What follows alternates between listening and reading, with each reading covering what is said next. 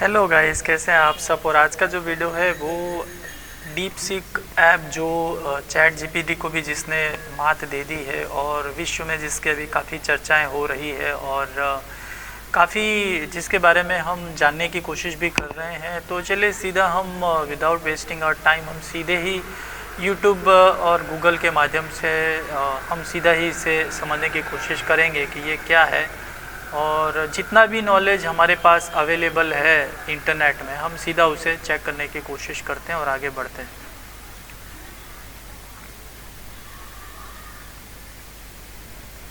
तो हम पहले ही सर्च मार लेते हैं गूगल में, डीप सीक क्या है लिखा हुआ ही आ रहा है। विकिपीडिया में ही देख लेते हैं कि इसके बारे में क्या लिखा हुआ है और फिर आगे बढ़ते हैं। तो अगर डीप सीक के बारे में देखा जाए तो सबसे पहले क्या बोलना चाहते हैं वही सुन लेते हैं। विकिपीडिया के मुताबिक डीप सीक चीनी शेडू क्यूसो पिनई शेंडू क्यूसो एक चीनी आर्टिफिशियल इंटेलिजेंस कंपनी है जो open source large language model LLM विकसित करती है। ओके, तो गाइस आपने सुना, ये डीप सीक जो है वो चीनी कंपनी है। अभी जो आपने नाम देखा, अभी हम थोड़ा सा डिटेल में समझने की कोशिश करते हैं क्या है क्या नहीं, और उसके बाद आगे बढ़ते हैं। देखिए, जो डीप सीक का जो अगर ब्रीफ देखा जाए तो यहाँ पे देखिए लिखा हुआ है। अगर देखा जाए यहाँ से तो डीप सीक का स्थायी नाम मतलब डीप सीक का चीन में कुछ लिखा हुआ है। कंपनी का प्रकार प्राइवेट है। सूचना एवं प्रौद्योगिक कृत्रिम बुद्धिमत्ता यानी कि आर्टिफिशियल इंटेलिजेंस AI के बारे में इसको बताया गया है। और स्थापना इसकी देखिए 2 साल पहले जुलाई 2023 में हुई। लगभग 18 महीने पहले ही ये मार्केट में इसका पहला दिन था। और उसके बाद से देखिए 18 महीने में तो इसने पूरे अमेरिका को पलट के रख दिया है। इसके जो स्थापक है वो है लियांग वेंगफेंग, और लियांग फेंगफेन इसी के CEO है। और कर्मचारी की संख्या 200 से कम है। Can you believe it guys, 200 से कम संख्या है। अच्छा, पहले लियांग वेंगफेन के बारे में देख लेते हैं, कौन है ये व्यक्ति। तो लियांग वेंगफेन के बारे में जो जानकारी यहाँ पे हमें मिल रही है उसके अनुसार उनका जन्म 1985 में हुआ था। करीब 40 साल की उम्र है इनकी। और उनके गांव का नाम है ज़ेंजियांग, और ज़ेंजियांग की गुआंगडोंग चाइना में। एजुकेशन इन्होंने ज़ेंजियांग यूनिवर्सिटी से लिया है। BE इंजीनियरिंग है। आपको उसका फुल फॉर्म भी देखो ये लोग दे रहे हैं। बैचलर ऑफ इंजीनियरिंग और bachelor of science in engineering ऐसा भी कह सकते हैं। It's an under graduate academic degree awarded to college graduate majoring in an engineering discipline in higher education. Known for co-founder of HiFlyer, founder and CEO of DeepSeek. इतना तो बहुत है मेरे ख्याल से जानने के लिए। और अब हम आगे बढ़ते हैं। हमारा जो DeepSeek के बारे में जिसकी काफ़ी उत्सुकता है, और हमारी जो लैंग्वेज है वो हिंदी थी यार, और ये हिंदी से इन्होंने अभी, चलिए हिंदी सिलेक्ट कर लेते हैं।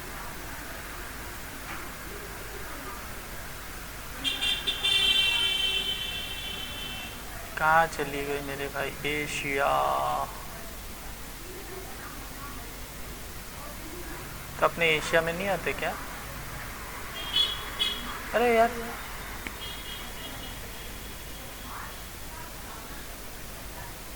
अभी मेरे को यहाँ से फिर वापस बैक जाना पड़ेगा। चलिए कोई बात नहीं, बैक जाते हैं। और क्योंकि अभी ये नॉलेज का है तो थोड़ा सा जानकारी ले ही लेते हैं, फिर टाइम मिले ना मिले। आपको तो मतलब खास जानना चाहिए कि ये क्या है क्या नहीं। आपके लिए तो वीडियो बनाया हुआ है। ओके, तो डीप सीक एक चीनी आर्टिफिशियल इंटेलिजेंस कंपनी है जो open source large language model विकसित करती है।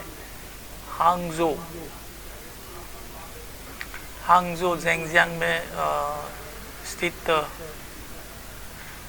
ज़ेंजियांग स्थित इसका स्वामित्व और वित्त पोषण चीनी हैज़ फंड हाईफ्लायर द्वारा किया जाता है, जिसके संस्थापक हैं लियांग वेंगफेंग, जिन्होंने 2023 में कंपनी की स्थापना की थी, राइट। और आगे बढ़ते हैं तो DeepSeek R1 मॉडल अन्य समकालीन भाषा में बड़े भाषा मतलब जो नॉर्मल OpenAI की जो भाषा होती है OpenAI के ChatGPT 40 और 01 के बराबर प्रतिक्रियाएं प्रदान करता है। यानी कि OpenAI और GPT ChatGPT 4.0 और 01 के बराबर ही इसका काम है।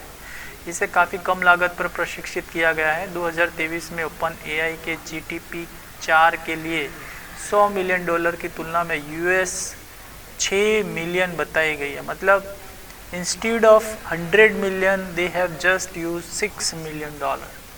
कहाँ 6 कहाँ 100। इसलिए एक तुलनीय LLM की कंप्यूटिंग शक्ति के 10वें हिस्से की आवश्यकता होती है। DeepSeek के AI मॉडल को भारत और चीन पर NVIDIA चिप्स के लिए संयुक्त राज्य अमेरिका के प्रतिबंधों के बीच विकसित किया गया था, जिसका उद्देश्य इन दोनों देशों के उन्नत AI सिस्टम विकसित करने की क्षमता पर प्रबंधित करना है। और इसके बारे में 10 जनवरी 2025 को DeepSeek ने iOS और एंड्रॉयड के लिए DeepSeek R1 मॉडल पर आधारित अपना पहला मुफ्त चैटबॉट ऐप जारी किया। 27 जनवरी तक DeepSeek R1 ने संयुक्त राज्य अमेरिका में iOS ऐप स्टोर पर सबसे अधिक डाउनलोड किए जाने वाले मुफ्त ऐप के रूप में ChatGPT को पीछे छोड़ दिया, जिससे NVIDIA के शेयर की कीमत लगभग 18% की गिरावट आई। बड़े और अधिक स्थापित प्रतिद्वंदियों के खिलाफ DeepSeek की सफलता को AI को उलटने के रूप में वर्णित किया गया है। मतलब DeepSeek ने पूरा ही मतलब AI को पूरा ही चेंज कर दिया है। उलट मतलब चेंज परिवर्तित कर दिया है, जो वैश्विक AI स्पेस रेस के रूप में उभर रही पहली कोशिश का गठन करता है और AI ब्रिंकमैनशिप के एक नए युग की शुरुआत करता है। AI ब्रिंकमैनशिप अभी एक नया वर्ड है जिसके बारे में हम फिर कभी डिटेल में समझेंगे। DeepSeek अपने generative artificial intelligence algorithm model और प्रेडिक्शन विज्ञान को ओपन सोर्स बनाता है, जिसका उपयोग संशोधन देखने और निर्माण उद्देश्यों के दस्तावेजों की डिज़ाइन करने के लिए स्वतंत्र रूप से उपलब्ध हो सकता है। कंपनी कथित तौर पर शीर्ष चीनी विश्वविद्यालयों से युवा AI शोधकर्ता की भर्ती करती है। यानी कि वहीं जो चीन के जो विश्वविद्यालय चीनी यूनिवर्सिटी से ही ये लोग कंपनी में अपने एम्प्लॉय एकत्रित करते हैं और वहीं से इसका कंप्यूटर विज्ञान बाहर निकालते हैं। पृष्ठभूमि में देखा जाए तो 2016 में इसकी हाई फ्लायर की एक स्थापना है उससे लियांग वेनफेन ने की थी। मतलब 2016 में पहला कदम उठाया गया था। पहला कदम जो ज़ेनजियांग इनिशियल में भाग लेने के दौरान 2007-8 के वित्तीय संकट के बाद से व्यापार कर रहे थे। तो 2016 से इन लोगों ने कार्यवाही मतलब इनको अभी 2023 में इन्होंने लॉन्च किया है। तो काफ़ी बहुत ही कम समय के अंदर मतलब 7-8 साल के अंदर तो इन्होंने पूरा धमाल मचा दिया है। और इसके बारे में प्रशिक्षण ढांचा ये हमारे काम का तो है नहीं, क्योंकि क्या है इसके अंदर ये इंटीग्रेटेड चीज़ मतलब टेक्निकल टर्म्स समझना बहुत ही ख़तरनाक चीज़ें हैं। और कुछ इसके विकास और रिलीज़ का इतिहास अगर समझे तो शॉर्ट में अगर समझना है DeepSeek के प्रमुख संस्करण तो ये है DeepSeek कोडर। ये 2 नवंबर 2023 को पहला आया था DeepSeek कोडर। इसकी वास्तुकला मूलतः लामा जैसी है। अब ये लामा क्या है वो मतलब बहुत सारी चीज़ें समझने लायक है। फिर इसका लास्ट में जब मॉडल लॉन्च हुआ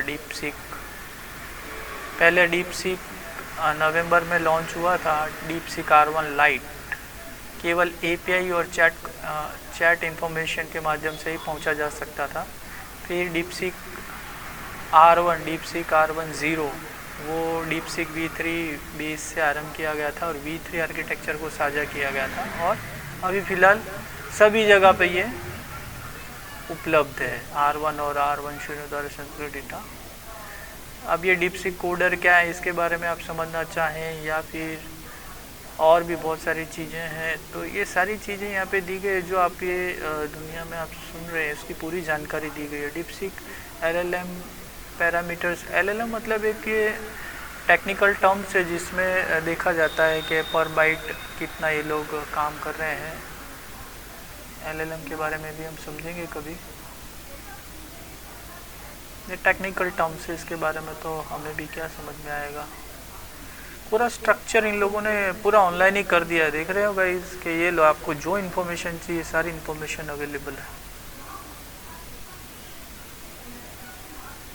ये सारे मॉडल का इन्होंने डाल दिया है कि आपको जो R1 के बारे में, अभी देखो R1 क्या क्या करता है, वो भी अभी जो मॉडल है वो क्या क्या करता है उसके माध्यम से आप समझ सकते हैं। 20 नवंबर 2024 को DeepSeek R1 light preview DeepSeek के API माध्यम से सुलभ हो गया था और साथ ही लॉग इन करने के बाद चैट इंटरफेस के माध्यम से भी इसको उपयोग किया जा सकता है। इसे तार्किक अनुमान, गणितीय तार्किक अनुमान यानी कि मैथमेटिकल जो भी है, फ्यूचरिस्टिक वास्तविक समय की मतलब अभी करंट टाइम में जो चल रहा है उस समस्या का समाधान करने के लिए प्रशिक्षित किया है। तो this is the main line, मतलब अगर अंग्रेजी में अगर पढ़ें तो become accessible via DeepSeek API as well as via chat interface after logging. It was trained for logical interface, mathematical reasoning and real-time problem solving. The main use is logical interface, mathematical reasoning and real-time problem solving. DeepSeek claimed that it exceeded performance of OpenAI O1 on benchmarks such as American Innovational Mathematics Examination and Maths 55. मतलब इसने ये उसको भी breakout कर दिया है जो benchmark है, मतलब जो चीज़ें OpenAI करती है वो भी इसने भी 100% मतलब सेम मार्क्स लिए हैं, ऐसा बोले तो, जैसे एग्ज़ाम की बात करें तो। और भी बहुत सारी चीज़ें हैं मेरे भाई। 20 जनवरी, अभी कितना बताएं आपको। DeepSeek R1 20 जनवरी को लॉन्च किया था भाई। दोनों से आरंभ किया था और उसके अंदर भी मतलब यही सारी चीज़ें हैं।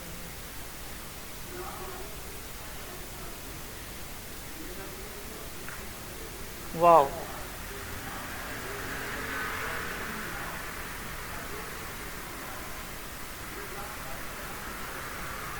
बहुत सारी चीज़ें हैं यार, देखिए ना कितनी सारी चीज़ें हैं। अभी और क्या क्या बताएं मैं। R10 पठनीयता और has issue with readability and mixing language was trained to address these issues under further improvement reasons. Sorry, this is not for us. पाठनीय भाषाओं के मिश्रण के मुद्दे हल को बेहतर करने के लिए प्रशिक्षित किया गया था। मतलब बहुत सारी चीज़ें रीडिंग के लिए, पठनीयता और भाषाओं के मिश्रण के मुद्दे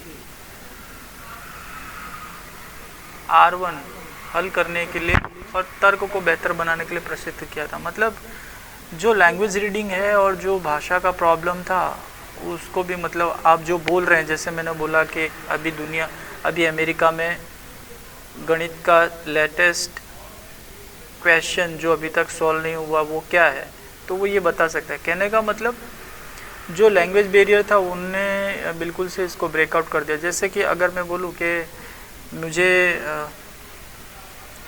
मुझे एक ऐसा व्यक्ति बताइए जो अमेरिका का है और उसका नाम XYZ है, उसकी उम्र ये है और वो गणित का टीचर है और गणित का कोई सवाल हल कर रहा है, ऐसा कुछ मुझे करके दिखाओ, तो वो सारी जानकारी इकट्ठा करके आपको बिल्कुल से बताएगा।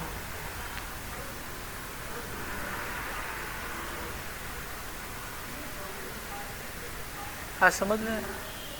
पठनीय बनाने के लिए मतलब रीडेबल बनाने के लिए, मतलब जो भी चीज़ें हैं, जैसे अभी चीन की भाषा में जो लिखा है वो हमें समझ में नहीं आएगा, और चैट जीपीटी में डालेंगे तो ये दुनिया की किसी भी लैंग्वेज को उठा के आपको कन्वर्ट कर देगा और अंडरस्टैंडेबल बना देगा वो। और भी बहुत सारी चीज़ें हैं, माय गॉड इतनी सारी चीज़ें कर सकता है ये। दूसरा, उसी GRPO प्रक्रिया को लागू करके एक भाषी रूप से जवाब देने के लिए प्रोसेस करने की भाषा स्थिरता पुरस्कार। मतलब जैसे आपने चीन की लैंग्वेज सिलेक्ट कर ली तो इसका मतलब ये नहीं कि आप जो पूछ रहे हैं केवल वो उतना ही बताएगा कि चीन में इतना ही है, ऐसा नहीं है।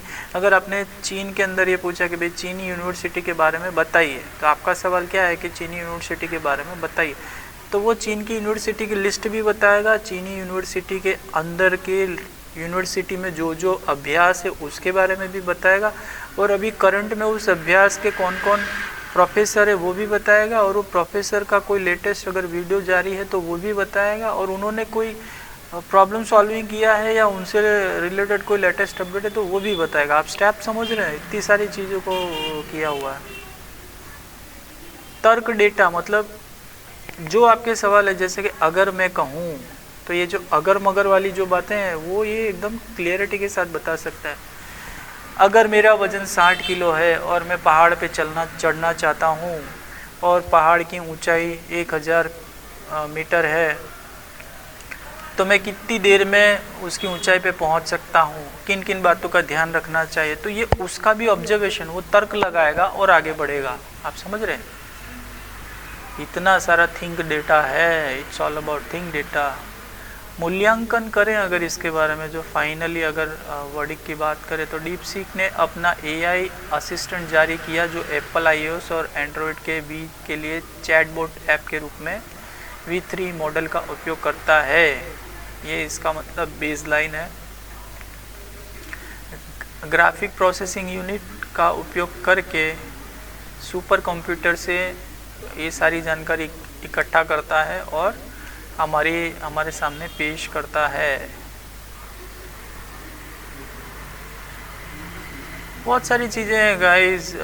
चिंताएं तो अभी क्या है, सेंसरशिप की चिंता है, सुरक्षा, गोपनीयता, कृत्रिम बुद्धिमत्ता। मतलब ये रोबोट के अंदर अगर इसको डाल दिया तो रोबोट हमसे ज़्यादा अच्छा काम करेगा। अरे माय गॉड, अनबिलीवेबल डेटा है। चलिए गाइस, अभी आज के लिए इतना ही रखते हैं, फिर बाद में कभी और डीप में जाएंगे और इसके बारे में चर्चा करेंगे। तो गाइस, मुझे ऐसा लग रहा है कि आपको बहुत सारी जानकारी मेरी तरफ से मिली होगी और आपको ये वीडियो भी अच्छा लगा होगा। अगर अच्छा लग रहा है तो आप बिल्कुल से इसे लाइक सब्सक्राइब करिए और मेरे साथ जुड़िए। थैंक यू, धन्यवाद, टाटा, बाय बाय।